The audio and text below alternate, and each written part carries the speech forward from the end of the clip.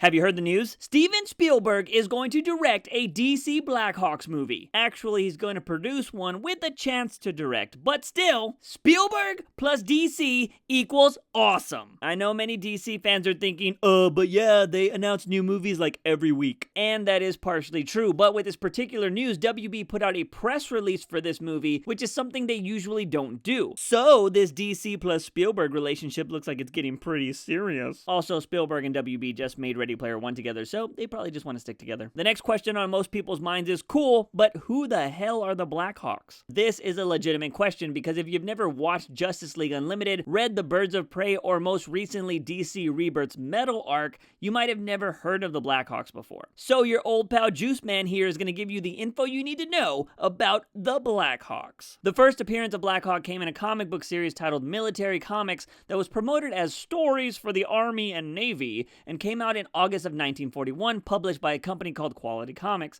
that would later be purchased by DC Comics. In case you didn't know, in 1941 there was this little event going on called World War II, and it wasn't uncommon to have comic books or any other type of media be overly patriotic by showcasing soldiers beating up the foreign enemy. And that is exactly what Blackhawks was all about. The main character of this comic series was a Polish Air Force pilot that was fighting against Nazi Germany as they begun to flood into Poland. During this fight, when the unknown pilot, who would later be known as Blackhawk, crash lands on the countryside, the villain of the story, Captain Von Tepp, tries to bomb our hero but ends up killing his brother and sister instead. With this newfound hatred for the villain Von Tepp, this pilot starts a squadron called the Blackhawks. The squad was made up of pilots from various nationalities. Blackhawk, as I mentioned, was Polish. Stanislaus, who was his second in command, was also from Poland. Chuck was a good old Texas boy, while Hendrickson was the oldest pilot of the group, went Dutch. Then you had Andre, who from his character description is my favorite because he had an appreciation for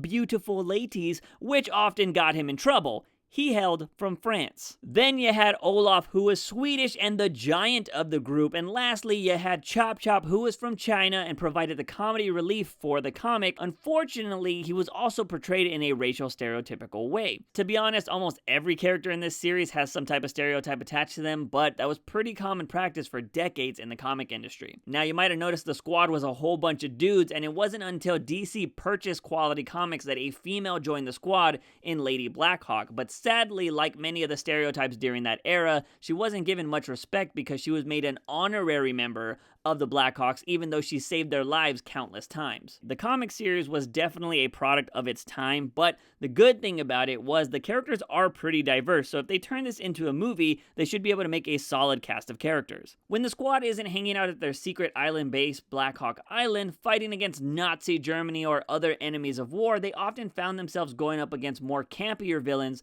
such as King Condor, Killer Shark, the Hoopster, or some super batshit crazy supervillain machines like these. With all of these wacky adventures, it's no wonder that Blackhawks was one of the best-selling comics of that era, right next to Superman. Unfortunately, the decades that followed World War II weren't so kind to the comic series, and that led to multiple changes over the years, from characters' nationalities, names, personalities, to costume changes. Lady Blackhawk became a supervillain, and even the whole squad got superhero identities before the series got canceled. Lady Blackhawk seemed to be the only character to keep some relevance over the years when she was pulled from her war years to present day by the effects of Zero Hour. She would later become the fourth member of the Birds of Prey, which is where I believe many people would recognize the character. DC tried to revive the Blackhawks in a New 52 series that saw a more modern version of the squad with a new Lady Blackhawk that was not Zinda Blake but looked similar to Natalie Reed, who is the second Lady Blackhawk. But the series only lasted 8 issues and had no affiliation to the original series. To be honest, I think Lady Blackhawk needs to be a big part of this movie because, like I said earlier, she is one of the most recognizable characters from this era. And just from a promotional standpoint, you want to have a strong female character in this movie to bring in a larger audience. I think it would be a no-brainer to bring in Lady Blackhawk into this movie, and if they did, I really hope that they give her iconic costume because it's just so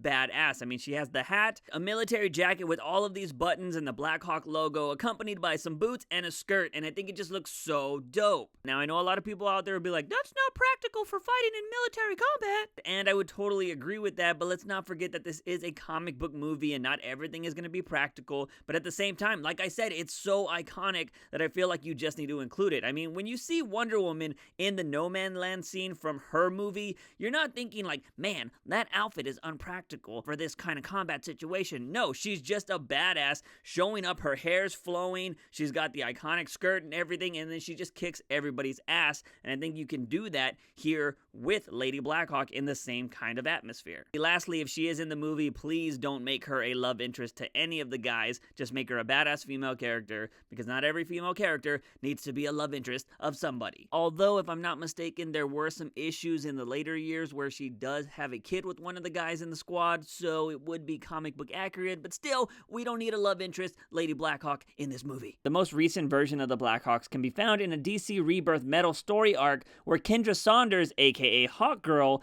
is the new Lady Blackhawk and the leader of the squad who have been keeping an eye on Batman. I do want to point out that up until Kendra Saunders joining the Blackhawks, none of them had any powers. They were just skilled fighter pilots and military personnel, and that is where I think they will stay in this movie that Spielberg is planning on producing. Speaking of Spielberg, apparently rumor has it that he was interested in making a Blackhawks movie way back in the 80s that could have starred Dan Aykroyd of Ghostbusters fame. One would assume with a comedic actor like Dan Aykroyd, Spielberg might have wanted to keep the campy feel the comics had back in the day. Now that he's officially going to produce a Blackhawks film, it's going to be interesting to see if he wants to stick to the original source material or give it a more serious tone. Since this announcement was fairly recent, there isn't much info on whether or not this movie will take place in the DCEU or if it will be part of the new banner of standalone movies that DC wants to make, like the rumored Joker origin movie by Martin Scorsese. Although I'm not personally on board with the Joker origin movie myself, I think DC having a banner to make movies like Blackhawks is a pretty good idea. I was against it at first, but then I'm kind of open to it and think they could really do some awesome things. If the movie happens to be in the DCEU, then it wouldn't have much to worry about in the sense of connecting stories, because besides Wonder Woman, everyone else in the DCEU isn't even born yet. Another cool thing I saw is some of the characters from Wonder Woman could appear in this movie if DC wanted them to, because they are wartime heroes and it would be a nice way to connect the universe. Some people might think, why not just include Wonder Woman? Well, that's because Justice League confirmed that Wonder Woman went into hiding after Steve Trevor's death, and she didn't reappear until Batman v Superman: Dawn of Justice.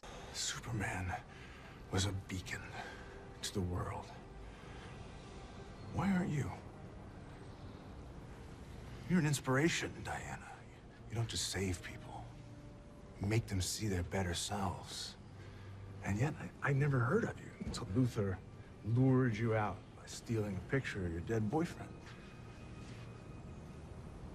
You shut yourself down for a century, so let's not talk about me moving on. But as of recording this video, Wonder Woman 2 is supposed to be set in the 80s, which totally contradicts that statement I just made, so we'll see what happens. Also, I think it might be important to keep this movie powerless and just make it like a really good wartime movie. Don't rely so much on CGI and just let Steven Spielberg make a classic movie. I don't know about you guys, but Spielberg just showed audiences with Ready Player One that he hasn't lost his touch, and I think he can bring any type of source material to life. So whether we're gonna get campy Indiana Jones running away from a million human-eating ants Spielberg, or a serious Saving Private Ryan type Spielberg, I don't think there's anybody better suited for the job to bring the Blackhawks to life. And if you guys don't know what I mean, just go watch the movie Saving Private Ryan, or even just watch the trailer here on YouTube, because just imagining that tone of movie with a DC properties like Blackhawks would be amazing, especially even if you were to throw in some DC, Easter eggs like Wonder Woman, maybe her crew, whatever they want to do.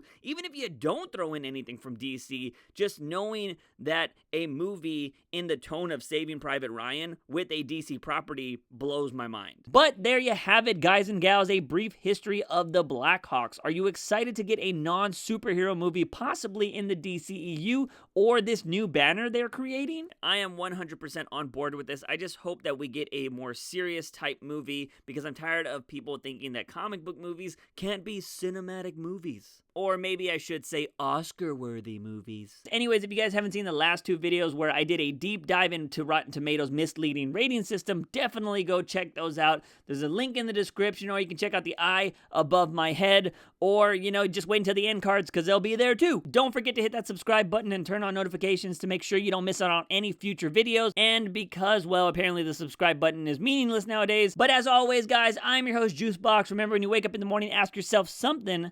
Have I had my daily dose of juice? See you guys next time. Bye!